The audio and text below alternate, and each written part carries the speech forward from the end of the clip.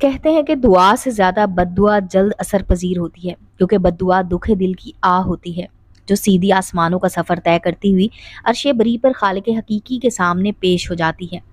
جب میں نے پھٹے حال گرد سے اٹے پیروں والی افلاس زدہ ماسی ممو کو دیکھا تو مجھ کو بے اختیار ماضی کی ممتاز یاد آ گئی، جس کا باپ ایک کامیاب ٹھیکیدار تھا۔ اس زمانے کا ذکر ہے کہ جب میں 9ویں جماعت میں پڑھتی تھی، ہماری کلاس میں ایک بہت غریب بیوہ کی لڑکی نور جہاں اور دولت مند ٹھیکیدار کی بیٹی ممتاز پڑھا کرتی تھی۔ اسکول کا زمانہ معصومیت پر مبنی ہوتا ہے، ان میں چھل کپٹ، ضرورت کی دوستی اور اپنے کام نکلوانے والے تعلق قطعی نہیں ہوتے، اس لیے ہماری دوستیاں بھی پرخلوص تھیں۔ نور جہاں بہت ذہینی اور کلاس میں اول آنے والی لڑکی تھی، اس کے برعکس ممتاز بس سڈی سی تھی۔ اس کے ساتھ ساتھ ہر وقت اپنے باپ کی دولت، چمچماتی گاڑی کا ذکر کرنے کی وجہ سے لڑکیاں دور دور رہتی تھی، اور وہ خود لڑکیوں کے ہر گروپ میں گھسنے اور اپنی جگہ بنانے کی ناکام کوشش کرتی۔ خاص طور سے ہمارے ساتھ رہنے کی ہر وقت اس کی کوشش ہوتی تھی، کیونکہ ہمارے گروپ میں نور جہاں اپنی نرم طبیعت، محبت اور خلوص کی عادت کی وجہ سے بہت ہر دل عزیز تھی۔ اس میں سب سے بڑی خوبی یہ تھی کہ اگر کسی کی سمجھ میں کوئی سبق نہ آتا تو وہ اس کو آدھی چھٹی میں باقاعدہ پڑھایا کرتی تھی۔ اس کی ہر دل عزیز ممتاز ایک آنکھ نہ بھاتی تھی، وہ ہمیشہ کوشش میں ہوتی کہ اس کی بے عزتی کرے۔ اپنی حاسد مزاجی کی وجہ سے اس کو نور جہاں میں صرف ایک کمزوری نظر آتی کہ وہ غریب بیوہ ماں کی لڑکی ہے۔ ہمارے گروپ کی کوئی لڑکی نہیں چاہتی تھی کہ وہ ہمارے ساتھ اٹھے بیٹھے، مگر آدھی چھٹی ہوتے ہی ہم لوگوں کی طرف لپکتی اور درمیان میں آ کر بیٹھ جاتی، بات بے بات مذاق اڑاتی، طنز کرتی۔ اس کا نشانہ عام طور پر نور جہاں ہوتی، جو اپنی ازلی خاموش فطرت کی وجہ سے کبھی اس کو جواب نہ دیتی تھی۔ کئی بار اس کی بدتمیزی کے بارے میں ٹیچر سے شکایت کی گئی، اس کو ڈانٹ بھی پڑی، مگر اس نے کوئی اثر نہ لیا۔ ایک دفعہ اس نے نور جہاں کی پیوند لگی شلوار کو دیکھ کر کہا، اس کے پاس بہت پرانی شلواریں ہیں، وہ جمعدارنی کو دینے کی بجائے کل اس کو لا کر دے دے گی۔ ہم سب نے غور سے نور جہاں کی ٹانگوں کی طرف دیکھا۔ پائنچے کے پاس ایک پیوند نظر آیا جو شاید اس کی سلائی کرنے والی ماں نے بڑی شاکی سے پرانی شلوار میں لگا دیا تھا۔ اتنی بڑی توہین پر اس صابر لڑکی پر کچھ اثر نہ ہوا۔ اس نے ممتاز کا شکریہ ادا کیا کہ وہ اپنے پیوند لگے کپڑوں میں خوش ہے۔ کلاس کی بیشتر لڑکیوں کا خیال تھا کہ ممتاز کسی نو دولتی خاندان کی فرد ہے جو جا بجا اپنے ٹھیکیدار باپ کے پیسے کا ذکر کرتی رہتی ہے۔ اسی زمانے میں پتہ چلا کہ نور جہاں کی شادی اس کے کزن سے ہو رہی ہے جو کینیڈا سے آیا ہے۔ ہیڈ مسٹریس اور دوسری ٹیچرز نے اس کی والدہ کو سمجھایا کہ نور جہاں بہت ذہین ہے، اس کو تعلیم مکمل کرنے دی جائے، مگر سلائی کرنے والی بیوہ ماں کا جواب تھا کہ اس کے پاس دینے کو کچھ نہیں ہے اور سارا خاندان اس شادی کے حق میں ہے۔ یہ وہ زمانہ تھا جب غریب رشتہ داروں سے ملنا معیوب نہیں سمجھا جاتا تھا، اور خاندان کے فرد ایسے گھرانے کا سب سے زیادہ خیال رکھتے تھے۔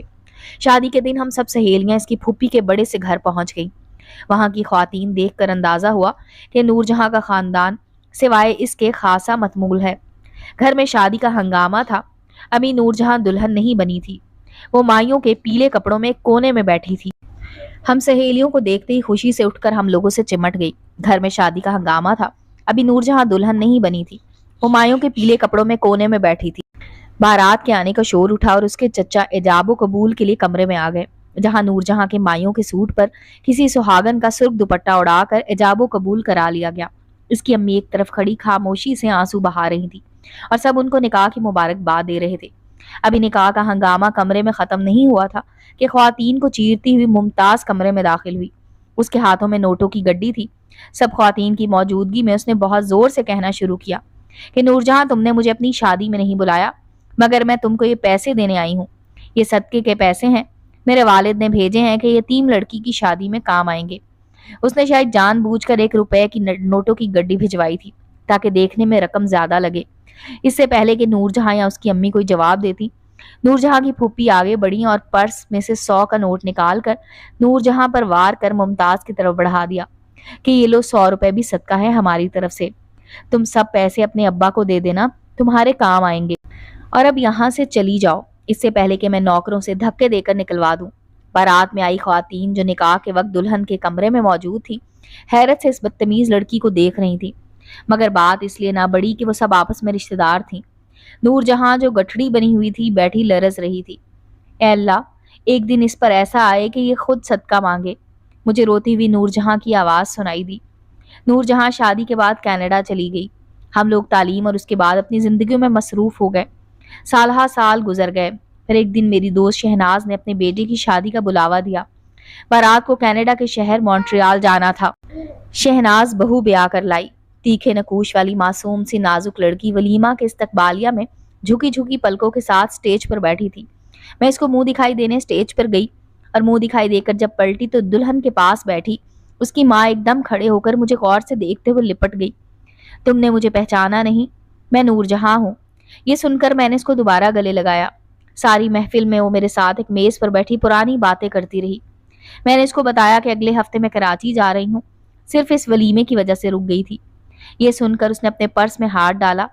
कुमकुमों की रोशनी में उसके हाथ में पहनी हुई हीरे और जमुर्द की अंगूठियां जगमग जगमग कर रही थी। उसने मुझे $200 दिए कि ये दुल्हन का सदका है और मैं कराची जाकर किसी गरीब लड़की को दे दूं। मैं कराची में अपनी बहन के साथ किचन में बैठी बातें कर रही थी कि उसकी मुलाजमा ने इत्तला दी कि मासी मम्मो आई है। बहन ने इसको बावर्ची खाने में ही बुला लिया। कपड़े जिन पर जा बजा पेवंद लगे थे, टूटी हुई चप्पल, बाल ऐसे जैसे अरसे से कंघी ना की गई हो। खांसती हुई एक औरत आकर जमीन पर बैठ गई। मैंने उसकी तरफ ध्यान न दिया। पुराने कपड़ों की गठड़ी और बचे हुए खाने लेने के बाद उसने झुककर सलाम किया। मैंने जब नूरजहां के दिए हुए $200 उसके हाथ में थमाए तो उसके चेहरे पर नजर पड़ी और गौर से देखने के बाद हैरत से मेरी आंखें फटी की फटी रह गईं। वो मुमताज थी। मुमताज, ये तुमको क्या हो गया?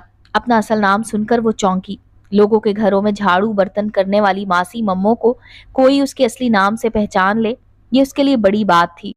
मुझे पहचान कर वो बिलक बिलक कर रो दी। उसने बताया कि उसकी पहली शादी वालदैन ने एक अमीर आदमी से कर दी थी, मगर वो बेहद अय्याश था। उसका सारा जहेज और जेवर शराब, जुए और गलत औरतों पर खर्च करके तही दामन हो गया। माँ बाप उसकी मदद करते रहे, मगर 2 बेटियों की पैदाइश के बाद उसको अंदाजा हो गया कि ये घर वो नहीं बसा पाएगी। उसके मिजाज में बचपन से खुदसरी थी। माँ बाप के घर आकर उसने बाप से जिद की कि उसके शौहर पर नान नफका और खुला का मुकदमा करें। शौहर भी एक पैसे वाले का बेटा था। बहुत अरसा नान नफका का मुकदमा चला। उसके बाप का कारोबार भी काफी घाटे में जा रहा था। नान नफका तो उसको क्या मिलता, हाँ खुला जरूर मिल गई। इस अरसे में भाइयों की शादी हो गई। मुमताज माँ बाप के घर अपनी लड़कियों के साथ ठाठ से रहती थी, मगर फिर भाई के बच्चों और उसकी बेटियों के दरमियान लड़ाई झगड़े शुरू हो गए। भाइयों के दिल में इसके खिलाफ नफरत पैदा होने लगी, क्योंकि माँ बाप मुमताज का साथ देते थे। वालिदैन के मरने के बाद भाइयों ने हर काम में दखल देने और बच्चों के झगड़ने की वजह से इसको साफ कह दिया कि वो अब अपना इंतजाम कर ले। माँ बाप ने उसके मुकदमे बाजी पर बहुत पैसा खर्च किया था। भाइयों ने मजीद पैसा देने से इनकार कर दिया कि अब इसको अपनी कफालत खुद करनी होगी।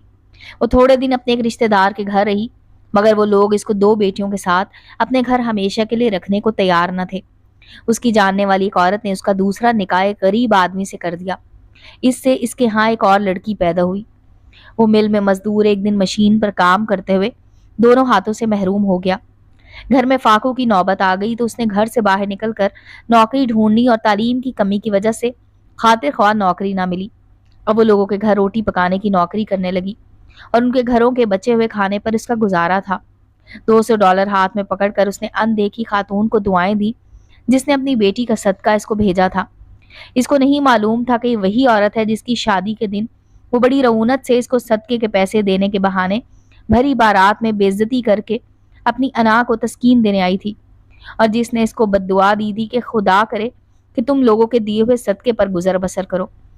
मुझको वो दिन याद आ गया, लेकिन फिर मेरी हिम्मत न हुई कि इसको ये सब याद दिलाती। सच है, बड़ा बोल इंसान के सामने कभी ना कभी आ जाता है, इसलिए घुमंड और गरूर से बचना चाहिए, और इससे भी ज्यादा किसी दुखी की बद्दुआ से बचना चाहिए, क्योंकि किसी का दिल दुखाना बहुत बड़ा गुनाह है।